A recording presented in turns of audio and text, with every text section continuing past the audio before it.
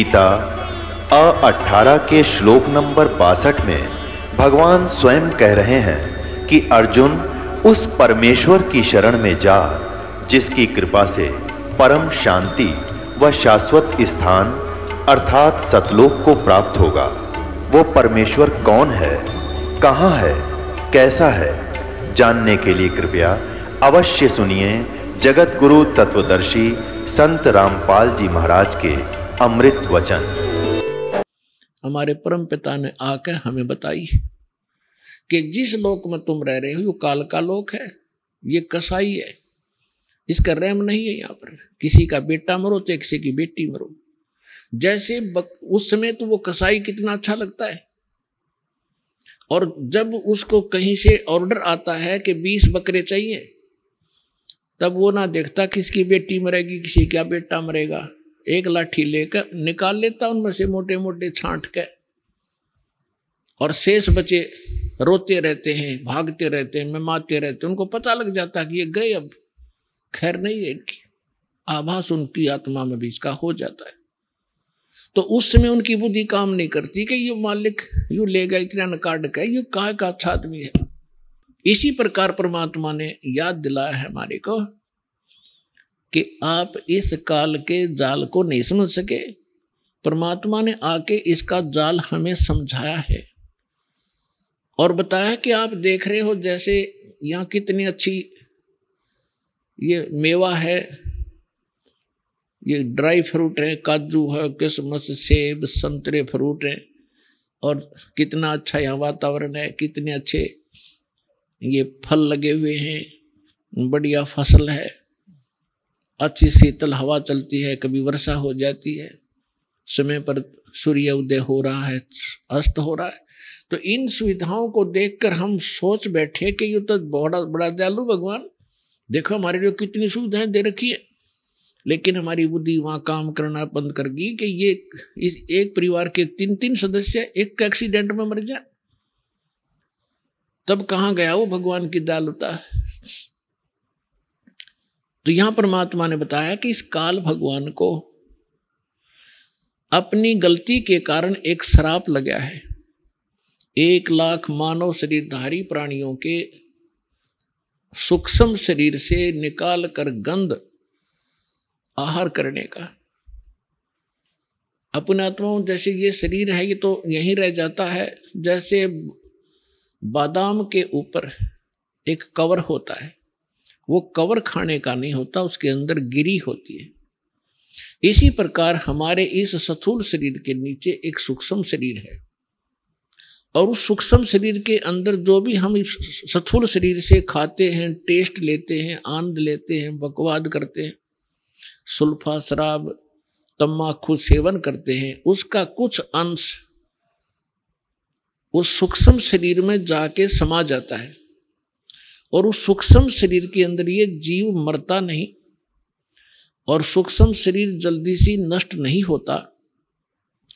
इस स्थूल शरीर को यहाँ कवर को छोड़ देते हैं, अंदर से वो गिरी ले जा करके एक तपस्या है इस काल भगवान के 21वें ब्रह्मांड में, और वो अपने आप प्रज्वलित रहती है। उसके ऊपर डाल दिए जाते हैं, उसमें ऐसा सिस्टम कर रखा है कि इसके वो जीव तड़पते हैं अपने आप, उनके बस की नहीं वहां से उठ जाएं। ऐसे पड़े पड़े जैसे खील बुनता है भड़बूजा, अपने आप चटक मटक होकर उठ गिरते हैं, पड़ते हैं, गिरते हैं, पड़ते हैं। और जिसने ज्यादा तम्बाकू सेवन कर रखा है, ज्यादा व्यसन कर रखे हैं, ज्यादा मांस खा रखा है या कोई शराब पी रखी है, उनमें ज्यादा गंध होता है, उनको ज्यादा देर तक रखता है निचोड़ने के लिए। और फिर उससे 1 लाख से निकले हुए उस गंध को ऑटोमेटिक उसके एक पात्र में चले जाते हैं, और उसके बाद उन जीवों को वहां से उड़ा दिया जाता है।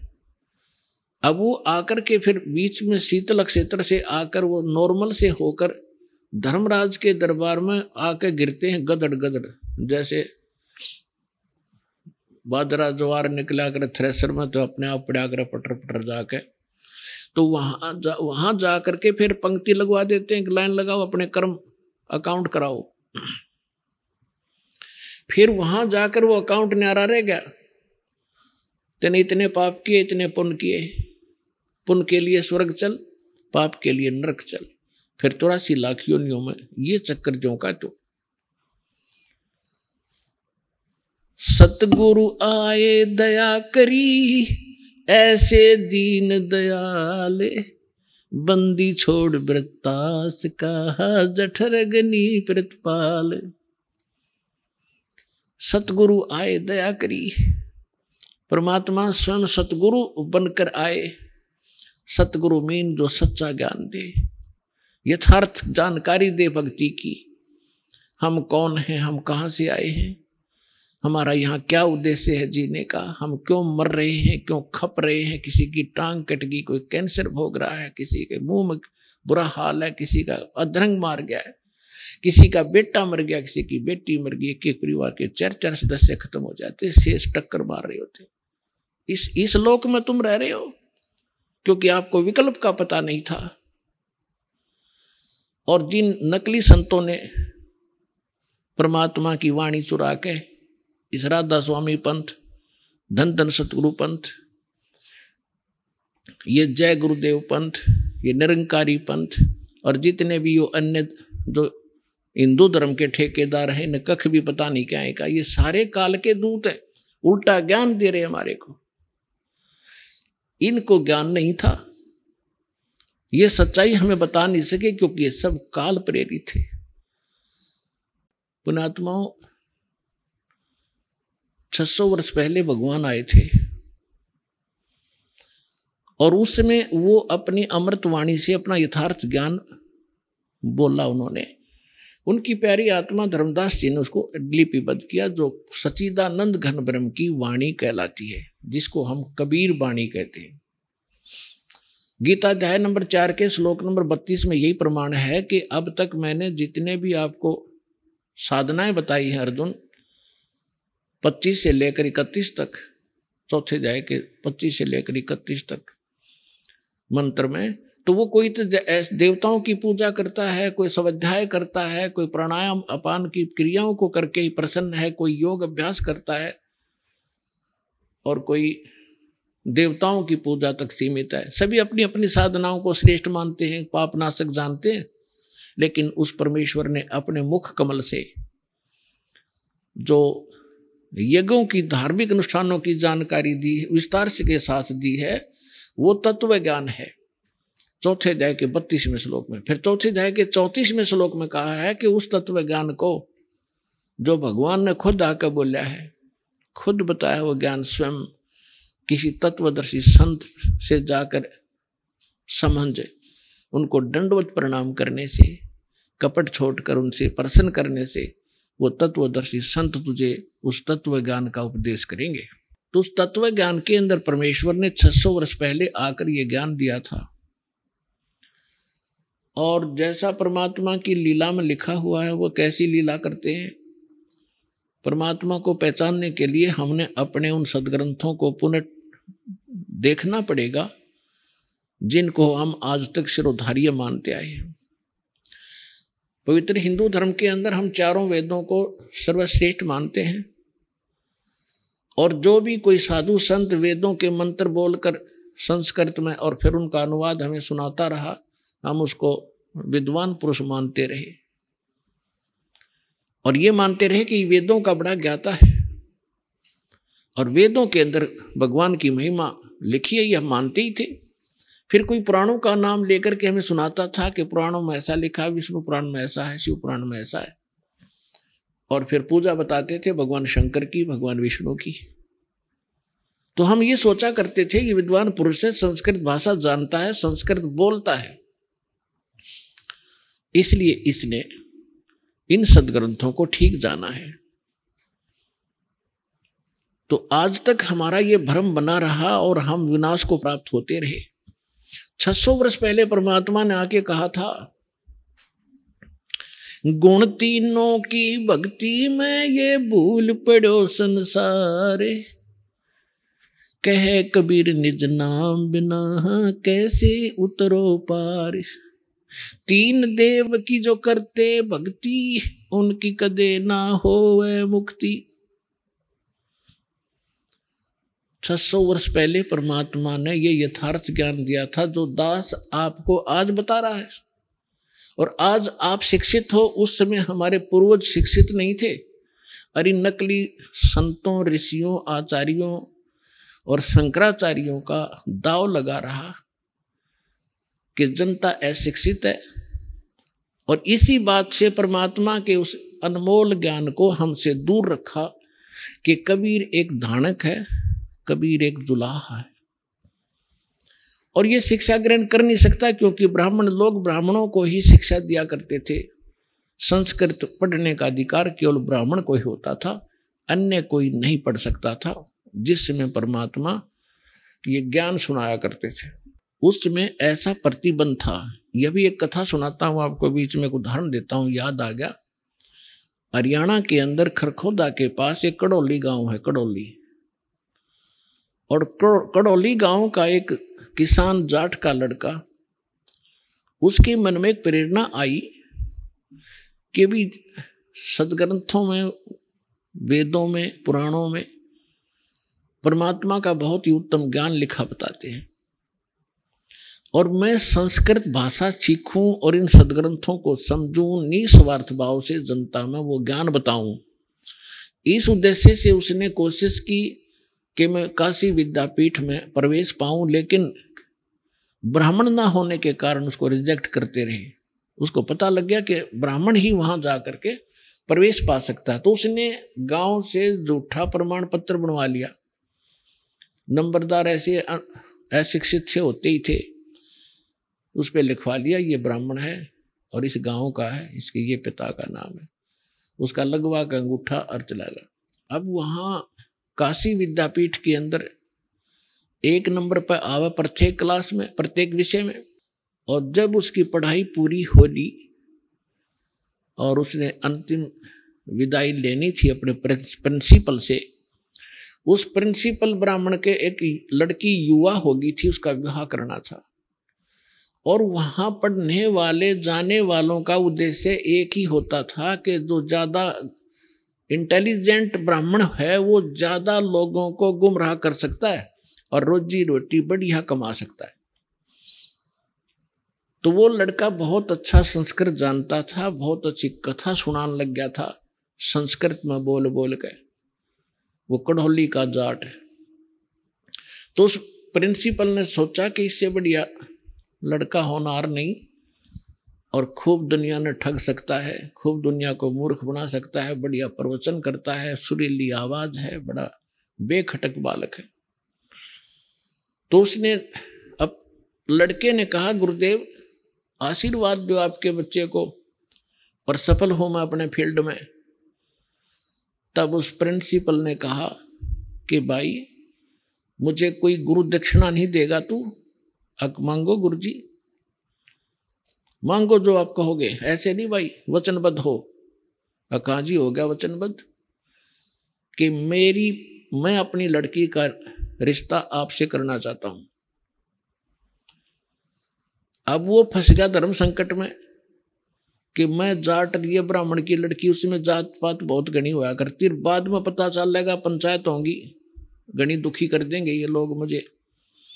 तो उसने साची बतानी पड़ेगी कि गुरुदेव मैं एक बात बताना चाहता हूं जो मैंने आज तक छुपा रखी थी। तक बता भाई। उसने सारी कहानी बता दी कि मैं संस्कृत पढ़ना चाहूँ था और मुझे कहीं से कोई सोर्स नहीं मिला संस्कृत पढ़ने का, इसलिए मैंने झूठा प्रमाण पत्र ला रखा। मैं ब्राह्मण नहीं हूं, मैं पंडित नहीं हूं, मैं जाट हूं। इससे वो पंडित जी नाराज हो गए प्रिंसिपल, और उसको श्राप दे दिया कि तेरे को ये ताप लगेगा, तूने ब्राह्मण की आत्मा दुखाई है और तूने झूठ बोला है, और कसम खा, प्रतिज्ञा कर, बोलो क्या कर ली प्रतिज्ञा कि संस्कृत भाषा में कोई लिटरेचर नहीं लिखेगा, संस्कृत भाषा को पढ़ेगा नहीं आज के बाद, ना कोई प्रवचन करेगा। उसने कहा जी जो आपकी आज्ञा, प्रतिज्ञा करता हूं। उसको वहीं से बंद कर दिया कि संस्कृत भाषा बोलेगा नहीं, पढ़ेगा नहीं, और संस्कृत में प्रवचन नहीं करेगा, क्योंकि उसको मालूम था कि ये अगर प्रवचन करने लग गया तो अन्य की रोजी रोटी खत्म कर देगा। तो उसने क्या किया, फिर आकर के एक दादू जी हुए हैं, दादू महात्मा जी, परमेश्वर कबीर जी उनको मिले थे। तो उस दादू पंथ के में जाकर के वो दीक्षित हो गए। वो जो किसान का लड़का था उसने फिर युवा होकर के उसने भक्ति मार्ग पर ही लगना था। उसका नाम था निश्चल दास। वो निश्चल दास फिर दादू पंथ में किसी व्यक्ति यानी संत से दीक्षा लेकर के और उनसे प्राप्त ज्ञान को और कुछ जैसा उन्हें सदग्रंथों को जाना था उसको फिर सिंपल लैंग्वेज में संत भाषा में एक निश्चल दास ग्रंथ बनाया।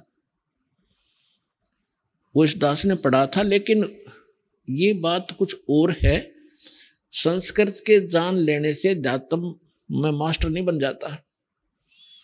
जैसा उसको गुरु मिला उसी तरह का सत्र का ज्ञान उसने उसमें लिखा है, लेकिन वो ज्ञान नहीं है जो दादू जी को परमात्मा मिले थे, और दादू जी वाला ज्ञान उसके ग्रंथ में नहीं है। दास ने खूब पढ़ा। कहने का भाव ये है कि जो दास उदाहरण देना चाहता था कि पहले संस्कृत पढ़ने का अधिकार केवल ब्राह्मण वर्ण को था और इनका उद्देश्य केवल रोजी रोटी कमाना ही था।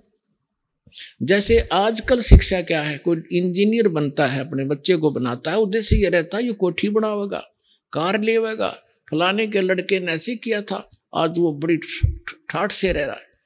कोई डॉक्टर बनता है तो उसका उद्देश्य ये होता है कि दुनिया में लूटूंगा, 2 के 20 बनाऊंगा, कोठी गाड़ूंगा और कार लूंगा, ठाठ से रहूंगा। अब ये हो गया, यह शिक्षा इसलिए चल रही है और ये भूल गए उस दिन को कि संसार छोड़कर भी जाना होगा। एक डॉक्टर था यहीं पर, अब जैसे कोई अन्य भी कोई ला करता है, मैं जज लगूंगा, मैं ये करूंगा, वकील बनूंगा, इंजीनियर बनूंगा, टीचर बनूंगा, उद्देश्य केवल मन में एक ही होता है। लेकिन परमात्मा हमें याद दिलाना चाहते हैं कि जिस लोक में आप रह रहे हो इसमें आप रावण जितना धन इकट्ठा नहीं कर सकते। सर्व सोने की लंका थी वो रावण से रणधीरम, एक पलक में राज बिराजी जम के पड़े जंजीरम। सर्व सोने की लंका थी सारी, जैसे हम ईंटों से महल बनाते हैं, ऊपर सीमेंट लगा के उसकी सफेदी करा के चमकाते हैं, कहते हैं ऐसे वो तो सोने में बना रखा था, स्वर्ण के अंदर, गोल्ड में। और कहते हैं रति कंचन पाया नहीं रावण चलती बार, संसार छोड़कर जाने लगा तब 1 ग्राम सोना भी साथ नहीं ले गया। यही लंका के नागरिकों ने लूट ली उसकी लंका, और बाहर से गए हुए सैनिक थे रामचंद्र के, वो उठा ले पत्थर के पत्थर सोने, और वो कुत्ते वाली मौत मरा और गधे की योनि प्राप्त हुई। तो परमात्मा हमें याद दिलाना चाहते हैं, एक यहाँ डॉक्टर था हिसार के अंदर, आई डॉक्टर था आंखों का, बहुत अच्छा अस्पताल चल रहा था। तो वो अपने लड़के का एडमिशन कराने के लिए गाड़ी में बैठाकर पति पत्नी जा रहे थे। रास्ते में दुर्घटना होगी, तीनों मारे गए। और बताने वाले ऐसे पेपरों में आया था कि उसके पास इतना धन है, पता नहीं उसको भी खुद कितना धन होगा। अब शर्म मार ले उस धन ने, चाट ले उस पढ़ाई ने, डॉक्टरी ने। आपकी तकद आपने क्या घूम रहा होगा, पैसे दुनिया लूट लेगी, उसके रिश्ते रिलेटिव ले जाएंगे उसने, और आप पाप की तरह पाप से लद कर चला गया। पुण्यात्माओं, भक्ति मार्ग को सफल करने के लिए हमने प्रत्येक मर्यादा का ध्यान रखना पड़ेगा। आपको इनके गुण अवगुण बताए जाते हैं ताकि आप अपनी इस भक्ति को सफल कर सके, मार ना खा जाए। बीच बीच में ये एग्जाम्पल देने पड़ते हैं, सत्संग उद्देश्य कुछ और है, उसको बाद में छेड़ेंगे। ये आपने ब्याज नहीं लेना, जैसे हम बताते हैं आपको, ब्याज नहीं लेना आपने, क्योंकि ये बहुत बड़ा पाप है। जो भगवान ने मना किया है तो मना ही होना चाहिए। आप मदद करना चाहते हो वैसे कर दो। और फिर हम किस लिए धन इकट्ठा करते हैं? हम करते हैं कोठी बंगले बनाने के लिए और ब्याह शादी में बकवाद रचाने के लिए। ये बकवाद भक्ति में नहीं चलेंगी। यदि आपने परमात्मा पाना है और यहाँ से सुख लेना है, ये जीवन सुख में ठीक ढंग से अपने व्यतीत करना है, तो जो दास मर्यादा बताता है ये गॉड गिवन है, और इनके अनुसार चलोगे तो आप सफल हो जाओगे, यहाँ भी सुखी रहोगे और फिर सतलोक चले जाएंगे, सदा के लिए पीछा छूटे इस गंदे लोक से। रोहतक के अंदर एक मिगलानी परिवार था, है वो अब भी कुछ तो विशेष बचे होंगे, और वो क्या करता था, फाइनेंस का काम किया करता, और 15, 10, 12, 18% ब्याज लेता था। और उसके हमारे भक्तों ने एक कोई गाड़ी ली थी अपने लोन लेकर उससे, तो उससे आना जाना रहा, किस्त कैश देते थे। आप ब्याज ले नहीं सकते, अगर मजबूरी हो तो दे सकते हैं। तो कहने का भाव ये है कि जब हमारे भक्त कहीं जाएंगे तो ज्ञान भी सुनाएंगे। उससे जो फाइनेंसर था उसका पिता वहां बैठा करता था उस बच्चे के ऑफिस में। उस पिताजी से ज्यादा संपर्क रहता था उन भक्तों का जाना आना। उनसे समझाया करते थे कि आप भक्ति करो, हमारे गुरुदेव के पास यथार्थ भक्ति है, आप ऐसे ऐसे ज्ञान सुनाते थे। तो वो व्यक्ति कहता था उनका पिता कि आज मेरे जैसा सुखी संसार में नहीं है, और मैं शंकर भगवान की पूजा करता हूँ, वैष्णो देवी की पूजा करता हूँ, मैंने गुरु भी बना रखा है, आप क्या मुझे शिक्षा दे रहे हो? एक लड़का तो फाइनेंसर है, महीने की लाख रुपए की कमाई है इसकी। एक बेटा मेरा जज है, उसकी पत्नी भी जज है, अब मुझे क्या शिक्षा देते हो तुम? अपने आत्मा ये बात ध्यान रखना आप कि जब तक परमात्मा ने बताया है कि जब तक इस प्राणी के पूर्व जन्म की भक्ति और दान कमाई शुभ संस्कार चलेंगे, तब तक ये कोई भक्ति करो चाहे ना करो, कितने पाप इकट्ठा करता रहो, वो तो उसको मिलेगा ही मिलेगा। और वो गलती से ये सोच बैठता है कि मैं जो भक्ति साधना कर रहा हूं इससे मुझे ये लाभ हो रहा है। और जब वो पुण्य समाप्त हो जाएंगे, पाप का दौर शुरू होगा, फिर उसकी सारी पूजा दरी दराई रह जाएंगी वहां पर। वही पूजा करते करते उसका विनाश हो जाता है। तो वो उस भक्ति से उसको कोई लाभ नहीं था। अगर उस भक्ति से होता तो आगे भी बचाव होता। तो कुछ दिनों के बाद पेपर में एक समाचार पत्रों में खबर छपी, और उस खबर को पढ़कर उस भक्त ने हमें बताया, जी ऐसे ऐसे हम एक फाइनेंसर से कुछ वो लोन लिया था, लोन तो उनका क्लियर हो चुका था। फिर उनको याद आया कि तो वही व्यक्ति है जो यूं कहा करता कि मेरे जैसा सुखी नहीं, उसमें क्या लिखा था। फिर वो जाकर आए, वहां पर शोक व्यक्त करने भी गए। उस समय तो बात करण की भी नहीं थी ना, अच्छा नहीं लगा था। बाकी वो जाके आए, सारी कथा सुनी।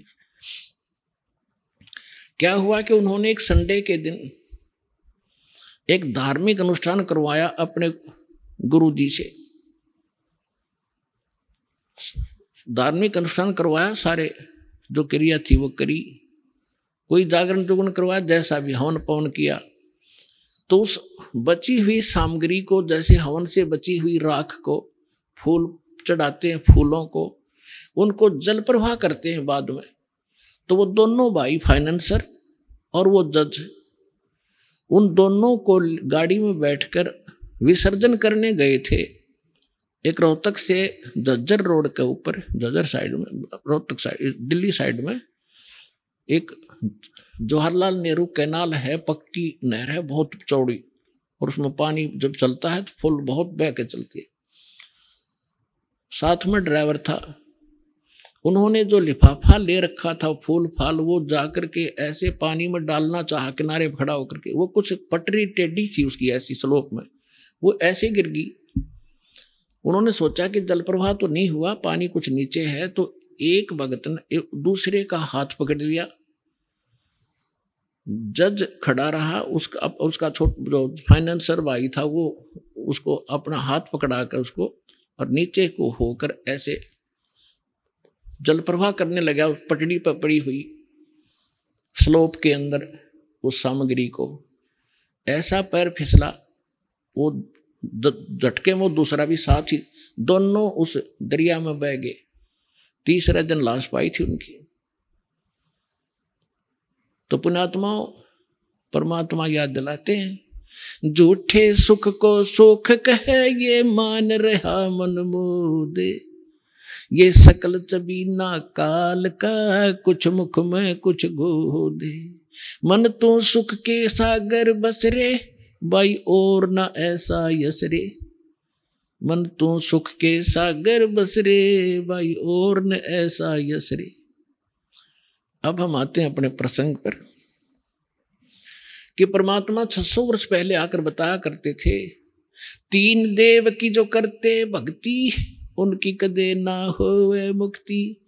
गुण तीनों की भक्ति में ये भूल परो संसारे, कहें कबीर निज नाम बिना तुम कैसे उतरो पारे।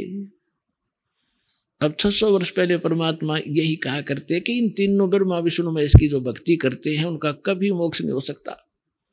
और इसी बात का विरोध कर दिया उन नकली आचार्यों, शंकराचार्यों ने, मंडलेश्वरों ने, ब्राह्मणों ने, कि कबीर हमारे धर्म की हानि करता है, हमारे देवताओं की इंसल्ट करता है, इसको मारो, पत्थर मारो, बुरा हाल कर दिया, बदनाम कर दिया। ये क्या जाने सदग्रंथों को, ये क्या जाने गीता और पुराणों और वेदों के गूढ़ रहस्यों को, क्योंकि ये संस्कृत नहीं पढ़ा है। तो उस समय इन नकलियों का दाव लगा। लेकिन मालिक तो मालिक ही होते हैं, उनका उस समय आना हमारे लिए वरदान बना।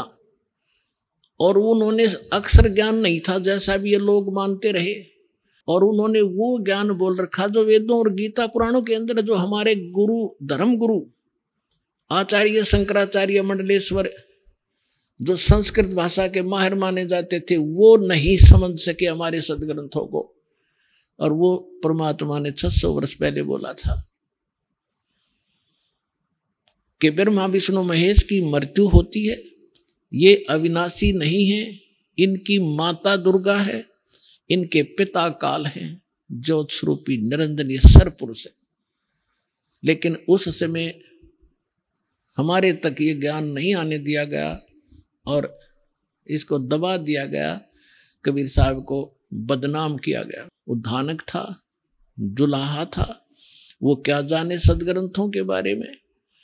अपने आत्माओं, परमात्मा कच्चे काम नहीं करते, समर्थ होते। यदि उस समय भगवान नहीं आए होते तो आज हम कैसे पहचानते भगवान कैसा होता है।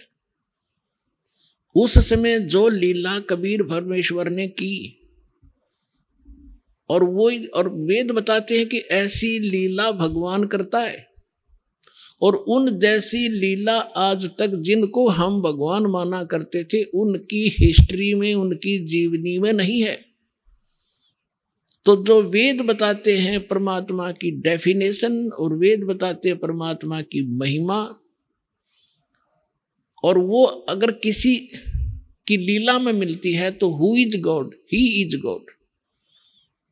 तो कौन है वो परमात्मा? वही है वो परमात्मा जो वेदों अनुसार ज्ञान है और वेदों अनुसार उसकी महिमा है कि वो कैसे लीला करता है, कैसे आता है और कहाँ रहता है, कैसा वो फॉर्म है उसकी, साकार है या निराकार है। आज तक जितने भी पंथ हैं, धर्म हैं, और सभी परमात्मा को निराकार बताते हैं। उसका कोई आकार नहीं, वो बॉडीलेस है, उसका कोई शरीर नहीं है, वो तो सर्वव्यापक है। और हमारे सभी धर्मों के सदग्रंथ बताते हैं वो परमात्मा नर आकार है, मनुष्य सदृश है, शरीर है, उसका नाम कबीर है। और ऊपर अपने निज स्थान में, ऊपर के लोक में, सतलोक के अंदर वो एक बहुत बड़े गुम्बद में विराजमान है और वहां उसके सिर पर सेरा है, मुकुट है और ऊपर छत्र है उस परमात्मा की। ये तो हमारे सदग्रंथ बताते हैं। और जिन महापुरुषों को परमात्मा मिले वो आंखों देखा संत बताते हैं। अब जैसे परमात्मा के बारे में हम कैसे पहचान करें कि परमात्मा कौन है? प्रथम तो हमारे जो थ्योरी है, हमारा सिद्धांत है, हमारे ग्रंथ हैं, वेद हैं, गीता है, पुराण है, कुरान और बाइबल है। इनके अंदर जो भगवान की महिमा गाई गई है वो परमात्मा के विषय में कही गई, और जो परमात्मा में वो गुण पूरे हैं तो वो परमात्मा है। ये तो हमारी थ्योरी हुई। और फिर जिनको साक्षात्कार हुआ भगवान का, जिन्होंने भगवान को पाया, उन महापुरुषों ने फिर अपने एफिडेविट दे रखे अपनी अमृतवाणी में। किस किस को मिला? आदरणीय धर्मदास साहिब जी को परमात्मा आकर मिले। ऋग्वेद मंडल नंबर 9 और सूक्त नंबर 86 के मंत्र 26 और 27 में, ऋग्वेद मंडल नंबर 9 सूक्त 82 मंत्र 1, 2, 3 में, ऋग्वेद मंडल नंबर 9 सूक्त 96 के 96 के मंत्र 16 से लेकर 20 में, ऋग्वेद मंडल नंबर 9 सूक्त 20 मंत्र 1 में, ऋग्वेद मंडल नंबर 9 सूक्त 54 मंत्र 3 में, ऋग्वेद मंडल नंबर 9 सूक्त 94 मंत्र 1 में, ऋग्वेद मंडल नंबर 9 सूक्त 95 मंत्र 2 में, ऋग्वेद मंडल नंबर 9 सूक्त 67 और मंत्र नंबर 26 में, ऋग्वेद मंडल नंबर 9 और सूक्त 1 मंत्र 8 और 9 में। इनके अंदर क्या वर्णन है? एक सबका सामूहिक बताता है दास। आपको दिखा तो बहुत बार रखे हैं और रात्रि में कभी समय सधेगा तो ये पुनः दिखाएंगे। इनमें वर्णन है कि वो पूर्ण परमात्मा सबका सर्व उत्पादक यानी सबका जनक, सब ब्रह्मांडों का रचनहार, ऊपर के लोक में, सतलोक में वहां रहता है, एक ऊंचे से स्थान पर, एक बहुत बड़े गुम्बद के अंदर।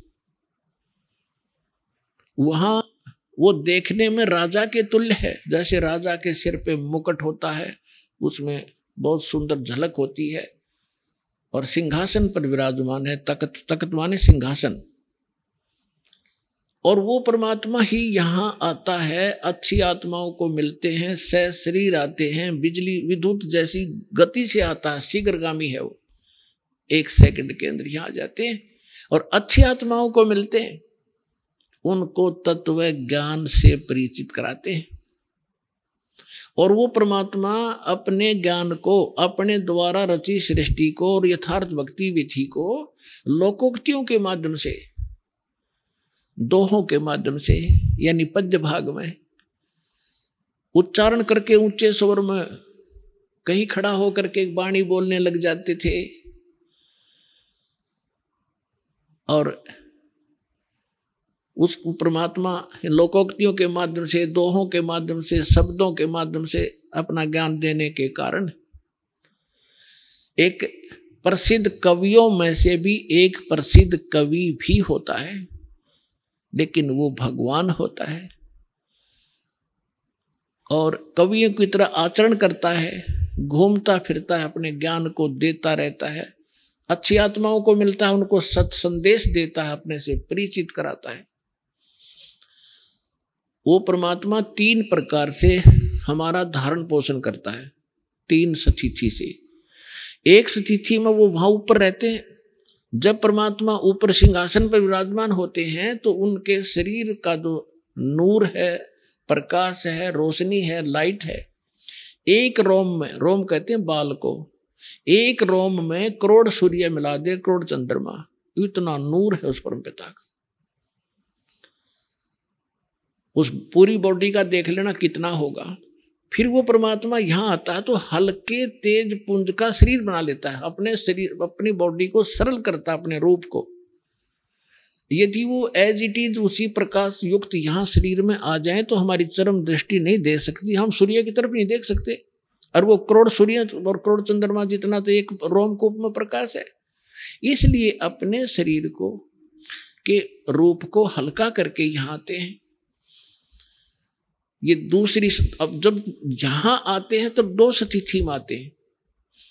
एक तो प्रत्येक युग में वो परमात्मा एक शिशु रूप धारण करके और जंगल के अंदर सरोवर के ऊपर खिले हुए कमल के फूल पर विराजमान होते हैं।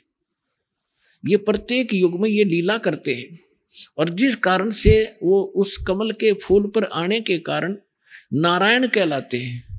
नार माने जल, आयन माने उस पर विराजमान होने वाला, इसलिए वो परमात्मा नारायण है। हम ही विष्णु जी को नारायण समझ रहे थे, शेषनाग पर लौट रहा समुद्र में, ये तो रची रचाई माया था। तो उस परमात्मा ने सारा कुछ रचा और प्रत्येक युग में आके ये लीला करते हैं, जिस कारण से वो नारायण भी कहलाते हैं। अब जैसे भगवान कहते हैं तो भगवान हम इनको भी कहते रहे ब्रह्मा विष्णु महेश को, ये अपने सत्र के भगवान है। जितना इनकी जैसे आपको डेफिनेशन बताई है कि एक मंत्री भी साहब कहलाता है, डीसी भी साहब कहलाता है और मुख्यमंत्री भी साहब कहलाता है, प्रधानमंत्री और राष्ट्रपति जी भी साहब कहलाते हैं। तो इन साहबों में बहुत अंतर होता है। तो इसी प्रकार वास्तव में वास्तव में साहब कौन है? प्रधानमंत्री और राष्ट्रपति जी, जो हमारे राष्ट्र के कुल मालिक हैं, राष्ट्रपति जी। तो इसी प्रकार अन्य भी साहब हैं, एक एसडीएम भी साहब को आता है, तहसीलदार को भी साहब कहते हैं। तो ऐसे ये भी नारायण है विष्णु जी। ये समुद्र पर लेट गया शेष की नाग पे, शेष नाग की सैया पे। तो लेकिन वास्तव में नारायण कौन है? ये इसलिए नारायण शब्द चला है भगवान के बारे में कि वो प्रत्येक युग में आता है और ऐसे सरोवर के अंदर कमल के फूल पर एक शिशु रूप धारण करके विराजमान होते हैं। वहां से उनको नवजात शिशु रूप में कोई निसंतान दंपति उठा ले जाते हैं और परमात्मा की उस परवरिश की लीला कंवारी गायों से होती है।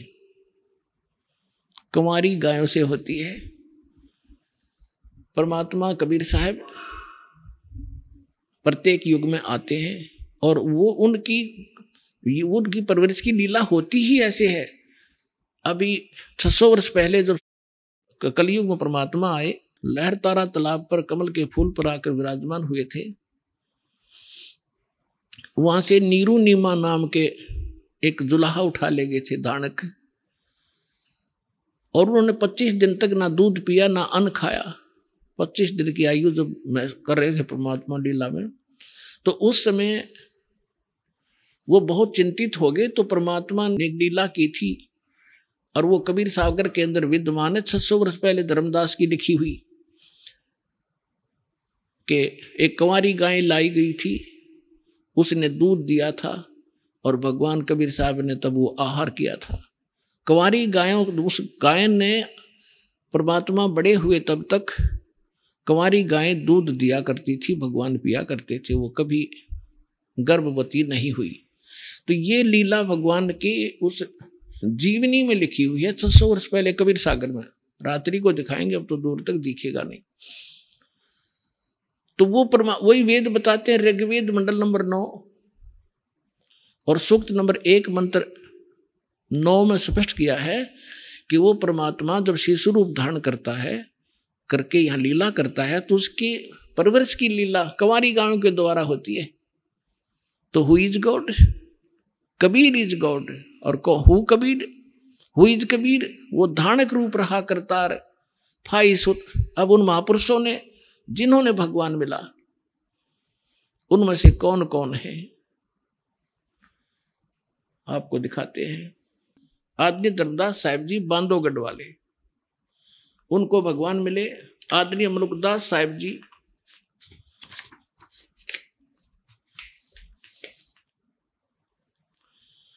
आदरणीय नानक साहिब जी, आदरणीय आदरणीय दादू साहिब जी, आदरणीय गरीबदास साहिब जी गांव छुड़ानी जिला दद्दर हरियाणा वाले, आदरणीय घीसा दास साहिब जी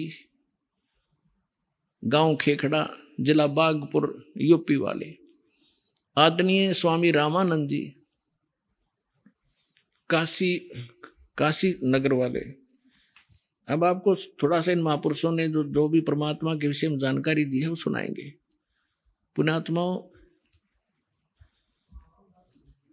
परमात्मा की महिमा का गुणगान करना और श्रवण करना, लेकिन सच्चे दिल से, सच्ची लगन से, तब वो हमारे अंदर असर करता है। आदरणीय धर्मदास साहिब जी को परमात्मा मिले, और जैसा कि वेद बताते हैं कि परमात्मा सतल ऊपर रहते हैं, वहां से गति करके आते हैं, अच्छी आत्माओं को मिलते हैं, सह शरीर आते हैं, सह शरीर चले जाते हैं। जिस समय परमात्मा धर्मदास जी के साथ बहुत वर्ष रहे और जब चले गए सतलोक में, फिर उनके जाने के बाद जो व्याकुलता उनको उत्पन्न हुई, धर्मदास जी ने परमात्मा के विषय में क्या कहा? आज मोहे दर्शन दियो जी कबीर, आज मोहे दर्शन दियो जी कबीर। सतलोक से चल कर आए, सतलोक से चल कर आए, काटन जम की जंजीर, आज मोहे दर्शन दियो जी कबीर, आज मोहे दर्शन दियो जी कबीर। थारे दर्शन से मारे पाप कटत हैं, थारे दर्शन से मारे पाप कटत है, निर्मल होवे जी शरीर, आज मोहे दर्शन दियो जी कबीर, आज मोहे दर्शन दियो जी कबीर। अमृत भोजन मारे सतगुरु जी में, अमृत भोजन मारे सतगुरु जी में, शब्द दूध की खीर, आज मोहे दर्शन दियो जी कबीर, आज मोहे। हिंदू के तुम देव कहाए, हिंदू के तुम देव कहाए, मुसलमान के पीर, आज मोहे दर्शन दियो जी कबीर, आज मोहे दर्शन दियो जी कबीर। दोनों दीन का झगड़ा छिड़ गया, दोनों दीन का झगड़ा छिड़ गया, टोहे न पाए शरीर, आज मोहे दर्शन दियो जी कबीर, आज मोहे। धर्मदास की अर्ज गुसाई, धर्मदास की अर्ज गुसाई, खेवा लंगाइयों पर ले तीर, आज मोहे दर्शन दियो जी कबीर, आज मोहे दर्शन दियो जी कबीर। धर्मदास जी ने क्या बताया कि सतलोक से चलकर आए और काटन जम की जंजीर। गरीबदास साहिब जी कहते हैं, सतगुरु आए दया करी, ऐसे दीन दयाले, बंदी छोड़ वृत्तास कहा, जठर अग्नि प्रतिपाले। अजब नगर में ले गए हमको सतगुरु आने। परमात्मा गरीबदास साहिब जी कहते हैं, गांव छुड़ानी जिला दज्जर वाले, अजब नगर में, उस अजब सतलोक में जो भगवान जहाँ रहते हैं, अजब नगर में ले गए हमको सतगुरु आने। आकर लेकर गए सतलोक में, फिर वापस छोड़ा। जल के बिंब अगाध गति, वहां सूते चादर ताने। गीता अध्याय नंबर 18 के श्लोक नंबर 62 में कहा कि अर्जुन तू सर्वभाव से उस परमेश्वर की शरण में जा उसकी कृपा से तू परम शांति को और सनातन परम धाम को प्राप्त होगा। यहाँ गरीबदास जी क्या कहते हैं, अजब नगर में ले गए हमको सतगुरु आने, यहाँ से आकर लेकर गए। जल के बिंब अगाध गति वहां सूते चादर ताण। चादर ताण का सोना मुहारा है हमारे यहाँ देसी लोकल लैंग्वेज का, मैं ये भाषा में लिखा हुआ है। ये कहा करते कि कैसे चादर ताण के सो गया, जैसे कोई लेट रहा होता, सो रहा होता, कि कैसे चादर ताने सोया है, काम हो लिया तेरा पूरा, यानी कोई काम नहीं रहा तेरे को, निश्चिंत होकर सोना, चादर तान कर सो जाना, कि वहां जाकर मुझे परम सुख हुआ। अजब नगर में ले गए हमको परमेश्वर आने, आकर झिल के बिंब अगाध गति वहां सूते चादर ताने, यानी कहते निश्चिंत होकर वहां ठाठ से सोए, वहां कोई दुख नहीं, कोई चिंता नहीं, कोई जन्म मरण नहीं, कोई रोग नहीं, किसी प्रकार का अभाव नहीं, भगवान की झलक हमेशा हमारी आंखों के सामने रहती है। अनंत कोट ब्रह्मांड का एक रति नहीं भारे, सतगुरु पुरुष कबीर हैं वो कुल के सिरजनहारे। अब क्या बताते हैं, गैबी ख्याल विशाल सतगुरु अचल दिगंबर थीर हैं, भक्ति हेत काया धर आए अवगत सत कबीर हैं। हरदम खोज हनोज हाजर त्रिवेणी के तीर हैं, दास गरीब तबीब सतगुरु बंदी छोड़ कबीर हैं। हम सुल्तानी नानक तारे दादू को उपदेश दिया, जात जुलाहा भेद न पाया वो काशी माहे कबीर हुआ। सब पदवी के मूल हैं ये सकल सिद्धि हैं तीरे, दास गरीब सतपुरुष बजो वो अवगत कला कबीर। जिंदा जोगी जगत गुरु ये मालिक मुर्शिद पीर, दहु दीन झगड़ा मंडा पाया नहीं शरीर। एक मलुकदास नाम के महापुरुष हुए हैं, बहुत बड़े किसान थे, अरोड़ा जाति से थे। परमात्मा उनको मिले, थोड़ी सी झलक सुनाते हैं, क्योंकि वेदों ने बताया कि वो परमात्मा अच्छी आत्माओं को मिलते हैं जो दृढ़ भक्त होते हैं। मलुकदास नाम के अच्छी आत्मा थे, किसान थे, खत्री अरोड़ा जाति से थे, लेकिन पुण्यात्मा तो पुण्यात्मा ही रहती है।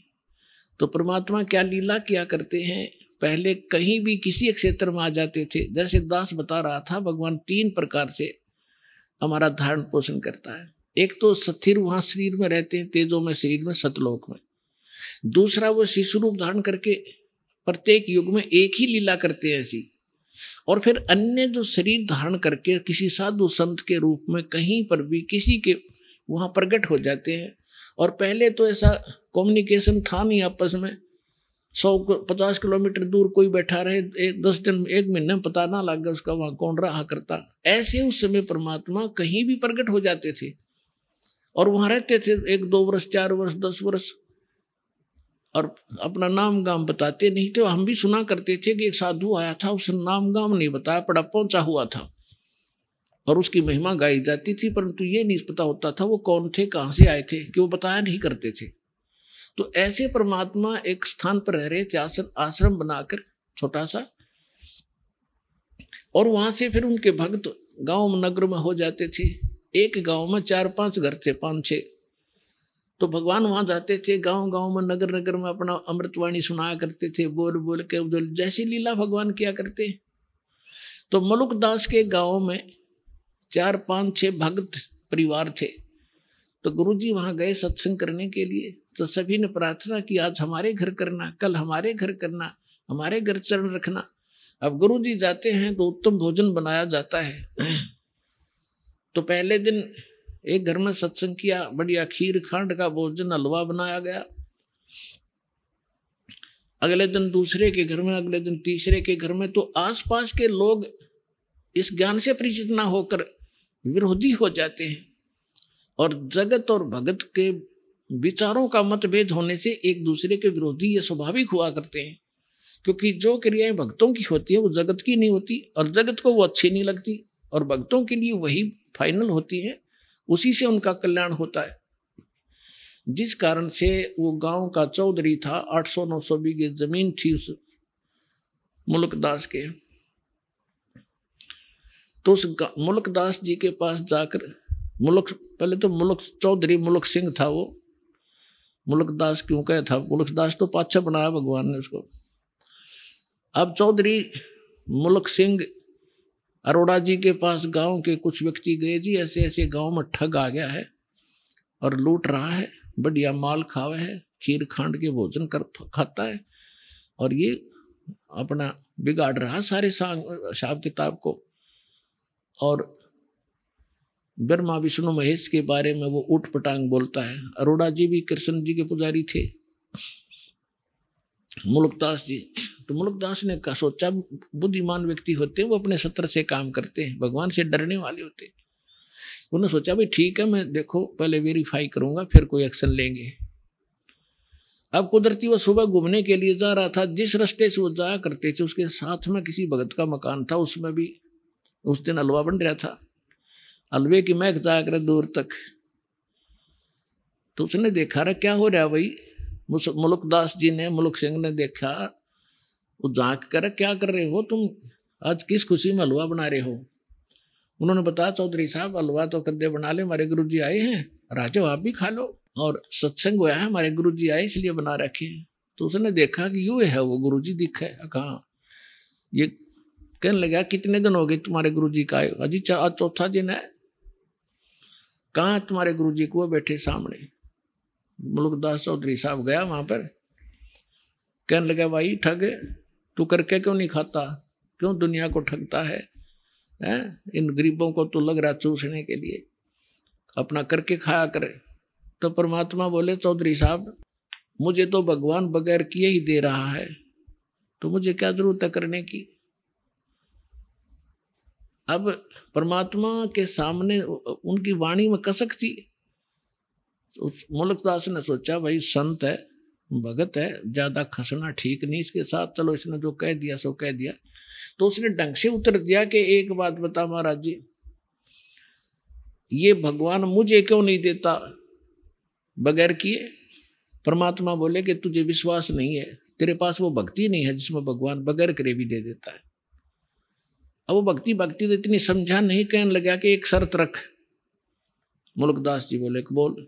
कबीर साहब बोले क्या, कि आज मैं कुछ नहीं खा के आया हूं, घर से निकला हूं, और शाम तक यदि तेरे भगवान ने मुझे भोजन नहीं दिया, बिना करे भोजन दे दिया मेरे बिना किए ही मैं ऐसी जगह जाऊंगा, तो मैं तेरा शेष हो जाऊंगा, भोजन दे दिया था, और नहीं भोजन दिया मुझे तो तुझे अपने खेतों में मजदूर लगाऊंगा, मंजूर है। परमात्मा बोले मंजूर है। अब वो चला गया, उसके खेत थे पूर्व में, अब जा पहुंचा पश्चिम में, गांव नगर से दूर दूसरे के क्षेत्र में। पहले जंगल बहुत होते थे, और वहां जाकर एक वृक्ष पर चढ़ कर बैठ गया, आकाश देखूंगा मुझे कैसे यहाँ कौन भोजन करा देगा, वहां तो कोई जा ही नहीं सकता। अब उधर क्या हुआ कि ये गडरिये होते हैं भेड़ बकरियों वाले, उनका कोई त्योहार था, वो कहने लगे भाई एक खीर बना लो। आइए अब हम उन श्रद्धालुओं के अनुभव जानते हैं जो जगत गुरु तत्वदर्शी संत रामपाल जी महाराज जी से दीक्षा प्राप्त कर चुके हैं तथा उनके द्वारा बताए गए भक्ति मार्ग पर चल रहे हैं। नमस्कार जी। जी नमस्कार। क्या नाम है जी आपका? रानी देवी। बहन जी आप कहाँ से हैं? जी कटिहार बिहार से। संत रामपाल जी महाराज से नाम दीक्षा आपने कब ली? जी 6 जुलाई 2017 में। संत रामपाल जी महाराज से नाम दीक्षा लेने से पहले आप क्या भक्ति साधनाएं करती थी? जी देवी देवताओं की भक्ति साधना करते थे और 18 साल से संत मत से जुड़े हुए थे। तो फिर आप संत रामपाल जी महाराज की शरण में कैसे आईं?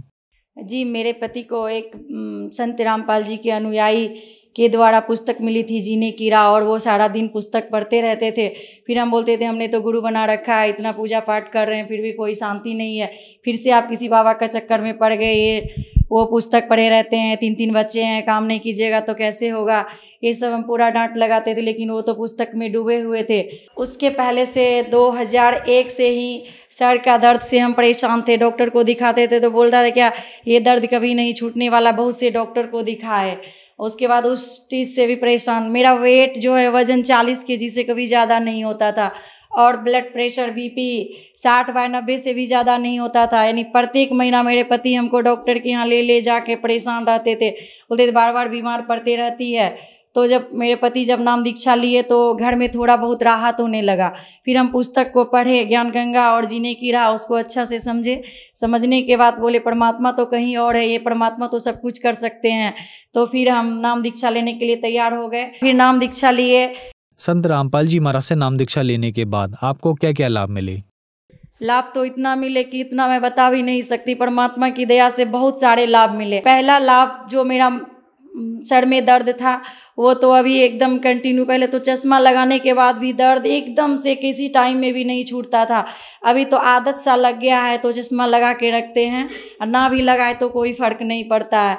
दूसरा लाभ, मेरा बच्चादानी में प्रॉब्लम था। 17 में जब हम दिखाए थे तो डॉक्टर बोला क्या लास्ट है, अब तो यूट्रस निकलवाना ही पड़ेगा।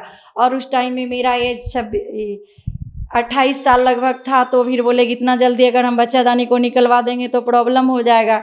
फिर हम नाम दीक्षा लेने के बाद फिर परमात्मा से बोले कि हे परमात्मा, बंदी छोड़ सदगुरु रामपाल जी महाराज क्योंकि अनेकों लाभ देते हैं तो हम उनको संत कह नहीं पाते हैं, परमात्मा से ही संबोधित कर देते हैं।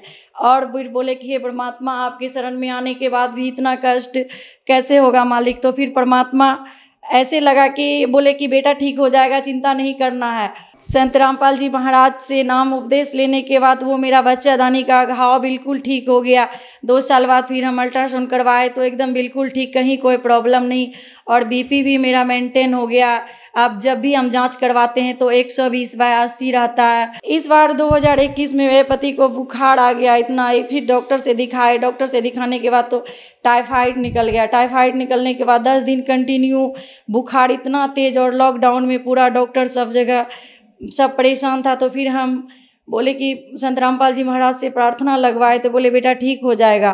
फिर जैसे ही प्रार्थना का आदेश आया बेटा ठीक हो जाएगा तो सिर्फ चरणामृत पिलवाए उनको बस, और उनका बुखार ठीक हो गया। जबकि डॉक्टर बोल दिया था कि हम डॉक्टर के यहाँ लेके गए, डॉक्टर बोला कि अभी नहीं देखेंगे, पहले कोरोना टेस्ट करवाए, इनमें सारे लक्षण कोरोना के हैं। और फिर हम अरदास लगवाए कोरोना जांच करवाने से पहले, तो बोले बेटा ठीक हो जाएगा, चिंता नहीं करना है। तो फिर उनके बाद कोरोना जांच करवाए तो उनका कोरोना का रिपोर्ट निगेटिव है कि सारे लक्षण कोरोना के ही मौजूद थे उसमें। आपने बताया कि संत रामपाल जी महाराज की शरण में आने के बाद आपको बहुत सारे लाभ मिले। तो जो दर्शक आज आपको टीवी पर देख रहे हैं, खास करके महिलाएं, उनके लिए आप क्या कहना चाहेंगी? उनके लिए तो मैं यही कह रही हूँ कि हम तो बहुत से गुरु के पास भटक के थोड़ी बहुत लाभ लेने के लिए, लेकिन कुछ भी नहीं मिलता है। और असली लाभ तो यहाँ मिलेगा संत रामपाल जी महाराज से नाम दीक्षा लेकर शास्त्र अनुसार भक्ति करने से। संत रामपाल जी महाराज तो शास्त्र के अनुकूल भक्ति बताते हैं, जिनमें ना कोई आडंबर, ना कोई दिखावा, ना कोई बाहरी आडंबर, कुछ भी नहीं करना पड़ता है। सिर्फ 108 बार गुरु जी के द्वारा बताए गए मंत्र का जाप करना पड़ता है और कुछ भी नहीं करना पड़ता है, और हमको जो चाहिए वो मिल जाता है। संत रामपाल जी महाराज से नाम दीक्षा कैसे ले सकते हैं? जी, अनेकों चैनल पे संत रामपाल जी महाराज के सत्संग आते हैं, और सत्संग के नीचे पीली पट्टी में नंबर दिया रहता है। उस नंबर पे फ़ोन करके आपको जो दर्शक देख रहे हैं उनको उनके नज़दीकी जिला में प्रत्येक जिला में नामदान सेंटर है, उसको वहाँ से नामदान मिल जाएगा। धन्यवाद जी। जी सत साहेब।